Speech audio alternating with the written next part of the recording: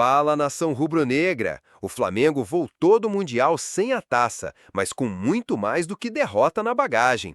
Encarou o poderoso Bayern de Munique de frente, fez jogo duro e agora começa a ajustar o elenco pensando em Libertadores, Copa do Brasil e Brasileirão. Hoje a gente vai destrinchar tudo. Bora pro vídeo! Estamos de volta a Futebol 360, vamos falar do Flamengo. Pedro Ivo Almeida, lá nos Estados Unidos, conversou com José Boto. Vamos acompanhar.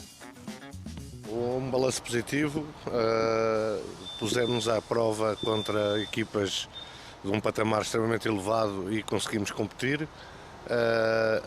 Apesar deste resultado ontem não ter sido o melhor, como é óbvio, fizemos também coisas boas, de salientar que só 4 equipas é que conseguiram estar mais no golo do que o Bayern Munique durante os 55 jogos do Bayern, e nós somos uma delas. Só 3 equipas é que tiveram mais posse de bola do que o Bayern, e nós somos uma delas. Isso mostra que o caminho tático que temos é bom. É óbvio que para competir a este nível precisaríamos de outras coisas, mas a nossa realidade, que é aquela que vamos voltar agora, não diria que é suficiente, e que vamos tentar, como é óbvio, ainda melhorar mais, mas é uma experiência extremamente positiva. A janela vai ser aquilo que necessitamos, não é gastarmos dinheiro só porque temos, mas vamos com certeza melhorar a equipa em coisas que nós já tínhamos pensado. Não, o Mundial não nos trouxe nenhuma coisa nova naquilo que são as nossas preocupações, e é isso que nós vamos fazer, é melhorar a equipa, melhorar o elenco, sabendo que este elenco já é muito bom e não há necessidade de fazer nenhuma revolução. Está aí o José Boto, professor Celso, André e Bira, falando aí sobre melhorias no elenco, sobre a participação do Flamengo no Mundial, mas já pensando em melhorar o elenco, que já é muito forte, hein, professor? Ainda mais para o habitat do Flamengo, né? Brasil, América do Sul. É claro que para bater de frente com o Bayern, mas também quando de novo haverá a possibilidade de bater de frente com o Bayern, assim, para o nível interno está muito bom. Me chamou a atenção durante esse Mundial, já que a gente está falando de elenco, a perda de espaço do Pedro, para a qualidade que o Pedro tem. Acho que é um ponto. E um ponto também, porque nessa entrevista o Boto fala sobre as necessidades do elenco, e ele menciona um centroavante. Ele fala um meia, provavelmente para substituir o Gerson, que ele próprio falou que não é surpresa, tem notícia, um ponta e um centroavante. Ou 2 pontas. Ele fala isso, né? Ele fala assim, ele fala um ponta e um centroavante ou 2 pontas. Então, assim, se o próprio Flamengo está pensando em ter mais um, é que talvez o Flamengo esteja sentindo uma carência ali, que talvez ele não confie que o Pedro vá atender completamente. É uma carência antiga, né, Bira? A gente não pode esquecer que até pouco tempo o Flamengo tinha como opção o Carlinhos, e a gente sabe que o Carlinhos estava abaixo do nível dos outros jogadores do Flamengo. Então, E hoje tem o Pedro e Juninho, é isso? É. O Juninho. Ou jogando ali o Plata, o Bruno Henrique, com outra característica, né? De um jogador mais de mobilidade. Eu acho que até pelo Mundial, se você pegar, tem um fator que acaba influenciando para o Pedro não ter atuado tanto, que era a característica do jogo, dos adversários. Então, acho que fazia sentido o Pedro não ter uma minutagem tão alta como titular nesse Mundial, muito por conta disso. Sobretudo com os jogos. Ele virou a terceira opção, né? Só que, então, eu só quis pontuar isso. Mas você imagina, então, que no Brasil o Pedro vai ter mais espaço no futebol? Eu acho que ele volte a ter mais espaço. O Flamengo atuando aqui, no Brasileirão, na Libertadores. Sim, acho que sim. Mas acho que tem as duas coisas. Tem esse cenário, que dentro da competição fazia sentido ele não ser tão titular assim. Mas aí é fato que desde que ele voltou de lesão ainda não conseguiu recuperar o nível que ele já atingiu. Há um ano ele era o 9 para ser da seleção brasileira. Ele era o principal nome para ser esse camisa 9 da seleção. E hoje está bastante distante disso. Acho que tem a questão de recuperar o ritmo depois de uma lesão séria, como ele sofreu. Já tinha sofrido também outra parecida na carreira. Mas o momento, de fato, não é positivo. Acho que não dá para descartar uma retomada do Pedro, mas o momento, de fato, não é dos melhores. O que me preocupa também, Abel, precisamos ver como é que vai ser o desenrolar dessa história, é se o Gerson sai. Porque, para mim, é o jogador de mais difícil reposição que você tem hoje no time do Flamengo. A gente viu mais do que... Você tem jogadores do Flamengo com uma qualidade impressionante, mas na maior competição ali, num nível de intensidade mais alta, é um outro cenário. Como, por exemplo, do Arrascaeta, do próprio Pedro. O Gerson, ele entregou futebol nesse alto nível de competitividade, de ter sido recentemente titular de seleção É brasileira. isso que eu ia falar, por isso que tem jogado na seleção também, né? Então, assim, qualquer contratação é um risco para você substituir. Pode ser que o jogador não se adapte, não tenha encaixe. Para um jogador tão importante em termos de liderança, do quanto ele faz o jogo fluir, pelo nível de competitividade apresentado, se o Gerson vai embora, para mim, um problema muito grande. E por mais que o Flamengo tenha dinheiro, como o Boto falou, porque é conseguir ter o encaixe que o Gerson já tem. Porque o mercado precisa te dar essa opção, né? E não é tão simples assim. Reposição eventual do Wesley, alguns problemas de elenco do Flamengo, eles parecem uma conversa amanhecida, né? A questão de um substituto para Arrascaeta, eventualmente, essa questão do centroavante. Os jogadores de lado, assim, sinceramente, não seria minha prioridade A. Como o Flamengo tem dinheiro, ele pode se dar o luxo. É que eles não estão tão bem, né? Os de lado. Acho que essa só é o uma Luiz outra Araújo questão. está num... Luiz Araújo, Michael, Cebolinha, Ele não vive em um grande momento. Sabe- Bruno Henrique também joga ali, obviamente. A perspectiva é que eles voltem, né? Todos eles, talvez o jogador um pouco mais, uma idade mais avançada é o Bruno Henrique, mas todos os demais, eu acho que o Flamengo tem que contar com uma recuperação desses jogadores. Sim. Não E o Acian merece minutinhos, né, professor? Sim. Só pela estrela que ele tem. Competência é estrela também, né? O Flamengo, por exemplo, volta do Mundial e vai pensar em Brasileirão, Libertadores, Copa do Brasil, com o Olacian com mais moral, com mais confiança, provavelmente, com o Jorginho.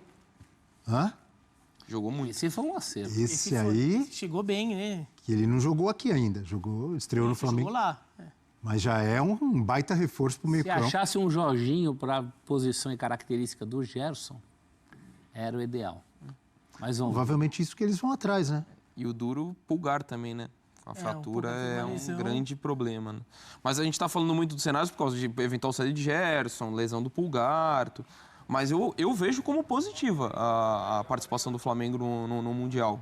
Acho que pelo nível de enfrentamento que teve, o azar de enfrentar o Bayern logo nas oitavas, acho que tem um bom debate se deveria ter encarado de outra forma ou não. Isso acho que são opiniões, formas de ver. Mas assim, se você avaliar o desempenho apresentado, para quem caiu, eu acho que o Flamengo fez um bom Mundial. Não, e os jogadores do Flamengo voltam aí, pegaram avião, chegaram no Brasil com confiança. Acho que eles chegaram seguros da capacidade deles, pelo Sim. que o Flamengo mostrou nesse Mundial. Capaz de ganhar do Chelsea muito bem, perdeu do Bayern de Munique, mas perdeu fazendo um bom jogo, sendo competitivo contra o Bayern de Munique. Então, não é que o Flamengo volta em crise, volta... Como, sei lá, alguns voltaram, né? O Porto volta demitindo o técnico, com torcida... Torcida, a torcida aí pegar, Inter de buscar Milão, olho lá isso. no aeroporto. E a Inter de Milão? Inter de Milão, todo mundo Com o sabe. irmão batendo desconhecendo o irmão ali.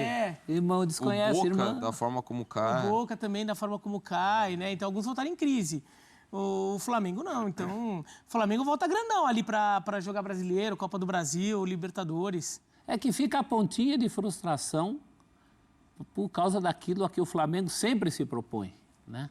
Tamanho que as coisas tomam com o Flamengo, tanto por parte dos rubro-negros como dos não rubro-negros. Então, tem sempre uma expectativa muito grande, né? Toda a discussão em torno do jogo com o Bayern, por exemplo, é porque se espera do Flamengo aquela superação, aquela coisa, não, impor seu jogo, tal. Você não vê de outros clubes esse tipo de cobrança. Embora o técnico do Botafogo tenha caído justamente por causa Eu ia disso, falar, o Botafogo né? também. Apesar de ter feito aí, talvez, de ter conseguido o maior feito do Mundial, ou o menos esperado, que foi ganhar do Paris Saint-Germain, né? Quando ganhou, o Paris Saint-Germain vinha de uma goleada por 4-0 para o Atlético de Madrid, fora a final da Champions. Mas aí voltou, já demitiu o treinador, então já não gostou tanto do que viu o Botafogo, né? Sim. Ou pelo menos o John Se Textor. bem que assim, eu pelo menos, eu acho que a demissão do Renato Paiva não faz muito sentido, tá? Não concordei com ela, mas de fato o Botafogo acabou voltando com dilemas, né, filosóficos ali, de autoconhecimento que o Flamengo não voltou. Então, o Botafogo vai ter que buscar um novo técnico. Mesmo se o Renato Paiva não caísse, o Botafogo ia ter que fazer ajustes lá, ver exatamente o que é do time, para estabilizar melhor a postura em campo. Cruzar e trabalhar com os reforços que chegaram e que praticamente todos ali, ou quase todos, estrearam durante o Mundial. Não é isso? E assim, O Rei, o Montoro, o Álvaro, o Arthur Cabral. E assim, o zagueiro Caio.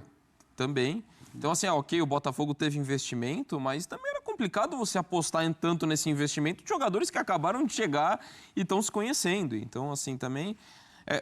o Botafogo, que a gente já está... Para não estender, para não mudar o assunto, Não, né? pode falar. Mas o Botafogo, para mim, é muito mais questionável a postura do John Textor do que o momento do time. Se eu olho a reta final do Brasileiro antes do Mundial... O que fez na fase de grupos, para mim foi um feito enorme na fase de grupos. Para mim foi o brasileiro mais destacado da fase de grupos. Lógico, eu acho que pode questionar muito a postura. Tinha o grupo mais difícil, se classificou. Então acho que o Botafogo acabou tornando um tostão no Botafogo. Não, e assim, o Botafogo ficou a 5 minutos de ser o primeiro colocado do grupo. Exato. Então, assim, eu acho que se causou ele mesmo, né, com a decisão do Textor, uma tempestade muito maior do que a realidade do time. Acho que o Botafogo volta muito forte, com chance de brigar por título mais uma vez. Tem um grande time. Mas eu também... Essa demissão do Paiva, sinceramente... É algo muito personalista, como tudo que envolve o Textor, né?